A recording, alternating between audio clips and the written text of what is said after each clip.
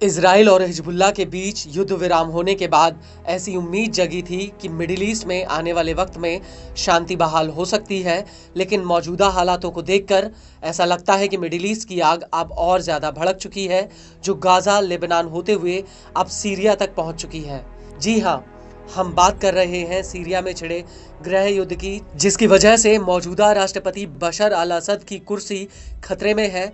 दरअसल विद्रोही गुट के लड़ाकों ने सीरिया के अलेप्पो पर कब्जा कर लिया है और वो तेजी से दमिश्क की तरफ बढ़ रहे हैं। और इस पूरे विद्रोह के पीछे सीरिया के हयात तहरीर अल शाम यानी HTS संगठन का हाथ है।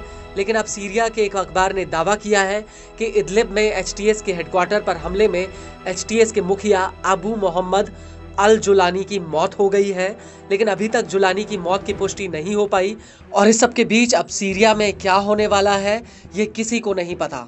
वो इसलिए क्योंकि यूक्रेन युद्ध की वजह से रूस ने अपनी सारी ताकत कीव को हराने में झोंक दी है और सीरिया में उसके नाम मात्र के सैन्य संसाधन बचे हुए हैं। वहीं दूसरी तरफ इजराइल ने ईरान के कई सैन्य कमांडरों को मार गिराया है, जिसकी वजह से उसकी हालत सीरिया में कुछ ज़्यादा अच्छी नहीं है। वहीं हिजबुल्लाह लेबनान युद्ध की वजह से सीरिया में काफ़ी कमज़ोर हो चुका है।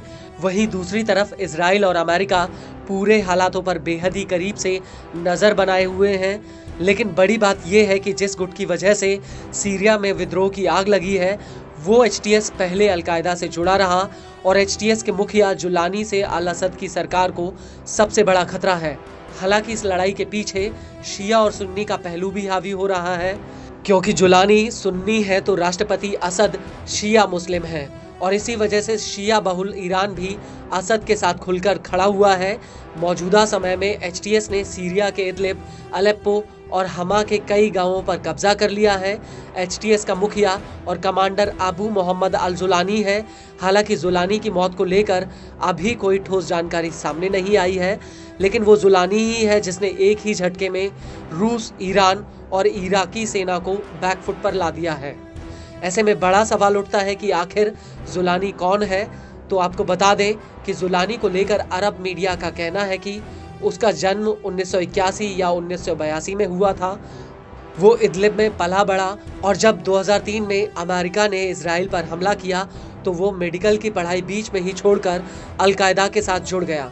जुलानी अलकायदा में अबू मुसाब अल जरकावी करीबी रहा और जब 2006 में जरकावी की हत्या हो गई तो वो लेबनान और इराक में छिप गया था। हालांकि इराक में उसे अमेरिकी सेना ने गिरफ्तार कर लिया था, लेकिन 2008 में उसे रिहा किया गया। रिहाई के बाद वो इराक के इस्लामिक स्टेट से जुड़ गया और 2011 में सीरिया में असद सरकार का विरोध के लिए वापस लौट आया। 2012 में उसने जबात अल नुसरा नाम का संगठन बनाया और असद सरकार के खिलाफ फिर से मोर्चा खोल दिया। आपको बता दें कि अल नुसरा ने लंबे वक्त तक इदलिब पर कंट्रोल रखा और 2006 में अल नुसरा ने अल कायदा से दूरी बना ली और फिर उसने 2017 में कुछ अन्य गुटों के साथ मिलकर हयात तहरीर अल शामी यानी HTS गुट बना लिया।